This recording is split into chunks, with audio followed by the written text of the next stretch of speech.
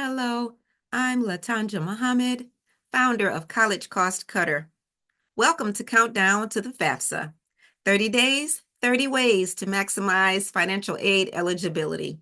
The FAFSA is actually opened. It opened early this year, so it's been open since November 21st.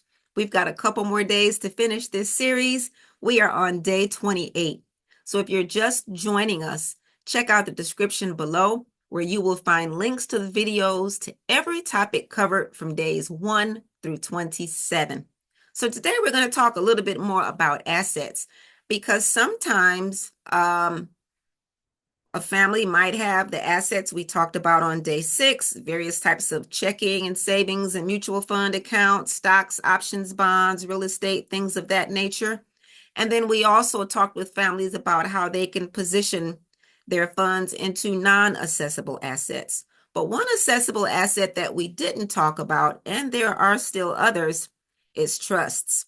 So sometimes a student is named in a trust, or there's a uniform gift to minor or uniform trust account for minors that the student is named in.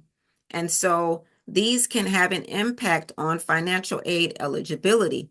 And so if a student is in a trust, it's important that the family talks with an estate planning attorney and their financial planner to understand the terms and the conditions of the trust, because even though we have to report the trust and the funds in the trust, there may be situations where the funds are not available to the student yet.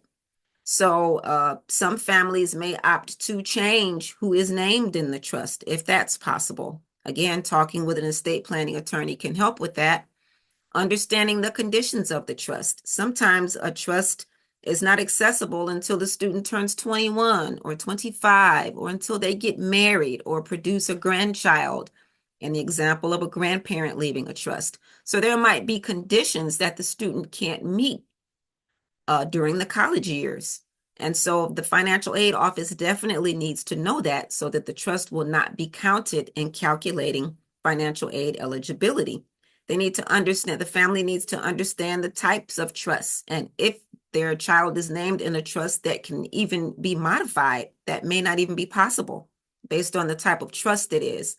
And so please make sure if your child is named in any sort of trust account or the beneficiary on any type of asset, if there are any strategic ways to remove their name or change the stipulations so that those funds don't have to count against them for financial aid eligibility.